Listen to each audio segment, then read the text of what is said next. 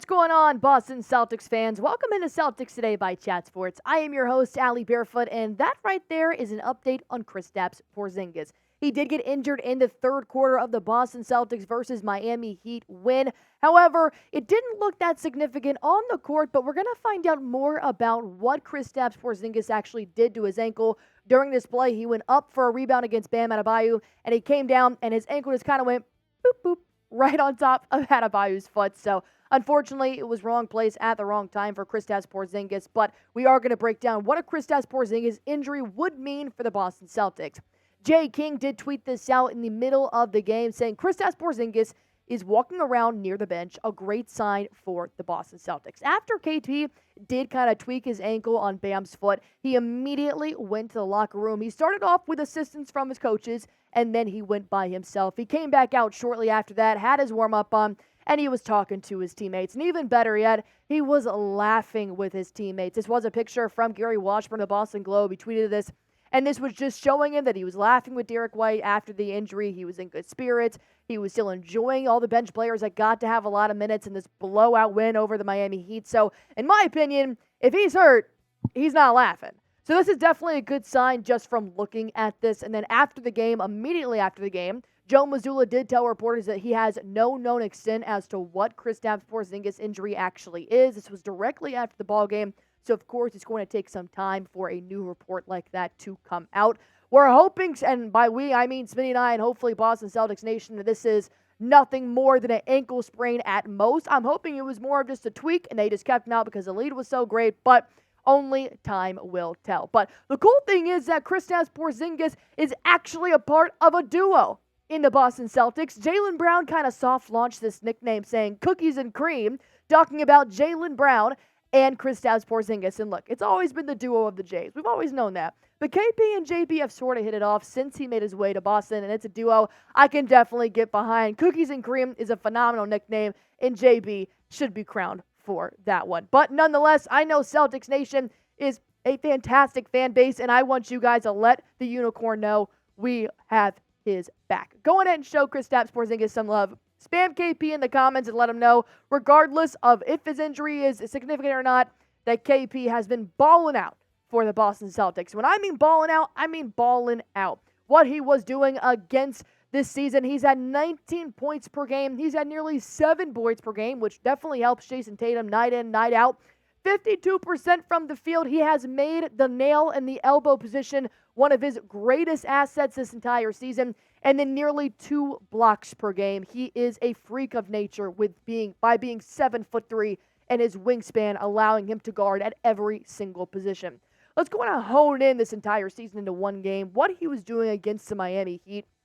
And this was a blowout. And we all know the Heat tend to heat up a little bit in the playoffs, but we're just talking about the regular season right now. Porzingis was having a fantastic game against the Miami Heat. 19 points, 4 rebounds, 1 assist. He was 66% from the field, 75% from a three-point line, and he was doing a lot more out of the box score as well. He was playing great defense, on-ball defense. He was really helping out his teammates by spreading out the offense. I loved everything I saw from Kristaps Porzingis, and it hurt just a little bit in my chest when I saw that he wasn't going to go back in the ball game because he did get injured. But I just want you guys to know, if anything ever happens with the Boston Celtics, we're going to report about it right here on Boston Celtics Today by Chat Sports. Any Celtics injury news, and we are exactly 2 weeks away from the NBA trade deadline. So we want you guys to have a voice. We want you guys to have a platform. This is your channel.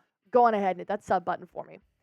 Because we don't know much about Kristaps Porzingis' injury and how much time he's going to miss yet, Boston has been cautious with him all year. He's played 30 games this year. He's been resting, and every time he's been on the injury report, it's thankfully mainly been for high knee inflammation, which is code for rest in Joe Mazzulla's eyes. So when you expect something like this injury, you're probably going to have the same kind of response of sitting Kristaps Porzingis just for a moment. Thankfully, the Celtics do not play again until Saturday, but they have 3 tough matchups against the Pelicans and the Pacers and the Lakers next week. So it'll be time to have Kristaps Porzingis earn some rest. But go on ahead and let me know that when the Miami Heat and the Boston Celtics could be seen in the playoffs, and we all know how the Miami Heat plays in the playoffs. Now, Jimmy Butler earned a certain sort of nickname when he hits the playoff time. Who do you guys got? Type C in the comment section or type H for Miami Heat and let me know who you guys have. Next, we're going to break down the All-Star selection, which does obtain one of our very own Boston Celtics players. I guess you guys can go on ahead and guess who that player might be. But until then, I want to tell you guys about PrizePicks, the #1 daily fantasy sports app in America right now. I'm playing it. Smitty's playing it. Here's why you guys should too. PrizePicks is super fun. It's addicting, and it's just so easy to play. All you have to do is pick between 2 to 6 players and pick more or less on their projected stats to win up to 25 times your money on any entry. You can do this for NBA, you can do it for NFL, and numerous other leagues out there. You can pick more or less on your favorite collegiate and professional players, and PrizePicks actually has a really nice deal going on ahead of the NFL playoffs. They have Christian McCaffrey having more than half a rushing yard, and if you guys have ever seen CMC run, that's a lock. Patrick Mahomes, I do have him having less than 27.5 rushing yards because I think all of his power comes from his throwing abilities. So, go on ahead and let me know what your PrizePicks are by going to prizepicks.com/CLNS. Be sure to use that promo code CLNS for first-time deposit match up to $100 to help yourself win some real money in real time. Now, Mr. Jayson Tatum himself has been named an NBA All-Star starter for the 4th time in his career. He's going to be accompanied by some great players in the Eastern Conference, going head-to-head against some even better players in the Western Conference, and I am super excited to see Jayson Tatum earn this accolade again. I'm also super excited to have the backcourt of Damian Lillard and Tyrese Haliburton as well. Do I think Damian should have been the pick? Maybe, but maybe not. Giannis is, of course, going to be in the forward position with Jayson Tatum, and then Joel Embiid here in the front court at the center position. We could have guessed most of these players were going to be selected for the Eastern Conference. I'm more intrigued to see who's going to be the reserves. That has not been announced yet, but they did happen to announce the Western Conference starters as well. Shai Alexander is going to be in the backcourt, which I completely agree with. On top of that, we have Luka Doncic in here. No Steph Curry, which has been pretty surprising in his career. LeBron James is the captain. He'll be in the front court along with Kevin Durant and Mr. Joker. I think these are pretty self-explanatory as to why they were all the starters, why they were all picked, and it just makes me a little bit more excited to see who those reserves would be for both teams. And I had no doubt that Jayson Tatum was going to be named as an all-star starter. He just gives everything he has on that court. And I mean, maybe you can give the argument for MVP, but a little bit more about that later in the show. Let's talk about his all-star career. Named to his 5th consecutive all-star game. He won the NBA All-Star Skills Competition in 2019 with that nice half-court shot, and he scored 55 points in the 2023 winning All-Star Game MVP. He's been our MVP. This is not news to Boston Celtics fans. We understand what Jayson Tatum is capable of, because when you look at what he's done to help carry the Boston Celtics this year, and not, on his back, but definitely helps him win night in and night out, 27 points per game, nearly 10 rebounds per game, 4.5 assists per game, 47% from the field, which is great, 36% from a three-point line, which is even better. Jayson Tatum has been him since he stepped foot in Boston. And you know what? I think it's about time people to start to recognize that. I know you guys feel the same way. Go on ahead and comment down below. Should Jayson Tatum be in the MVP race with the Embiids, with the Jokers, with all the people that he is currently in the same level with on the NBA All-Star starter list? Go ahead and type Y for yes, type in for no, because look, his numbers are great for an All-Star game starter.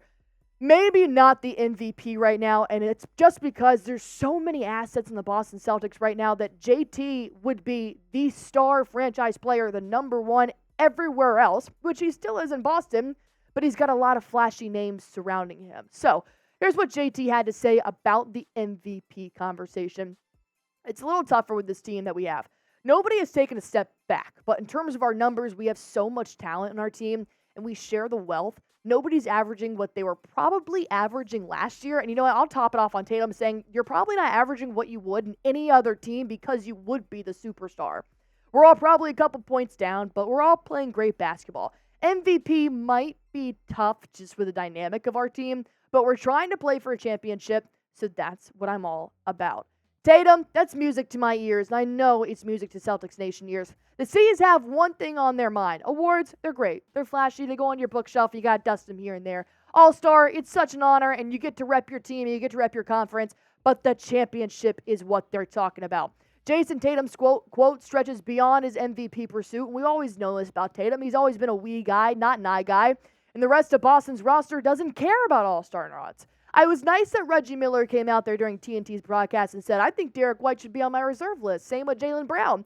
And I'm sure they appreciate that. But they just want Banner 18. But with that being said, White is an all-star. And I'll go toe-to-toe with anybody on that. I know Smitty and I are over here. I mean, we're just preaching it night in and night out. Everybody at Chat Sports telling them White's been an all-star.